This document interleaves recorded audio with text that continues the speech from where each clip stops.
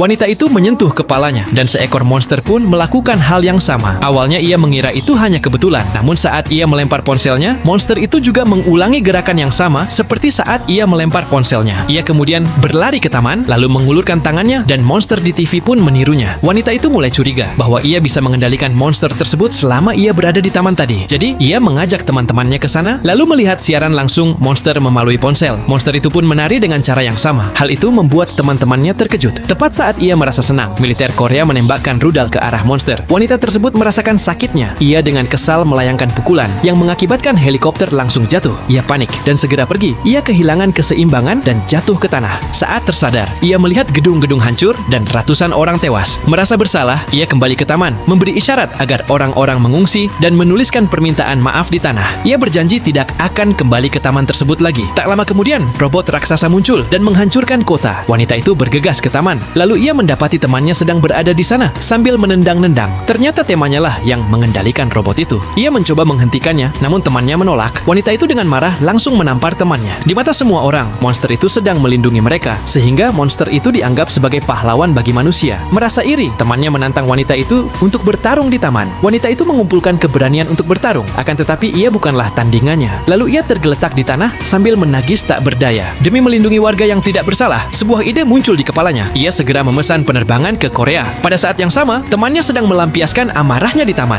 Tepat saat ia akan menginjak tanah dengan sekuat tenaga, tiba-tiba tanah berguncang dan monster itu pun muncul di hadapannya. Ternyata wanita itu sudah berada di lokasi monster di Korea. Akibatnya posisi mereka tertukar dan monster itu pun muncul di taman. Pria itu pun lari ketakutan, akan tetapi wanita itu dengan mudah menangkap dan melemparkannya sekuat tenaga dan mengakhiri kekacauan.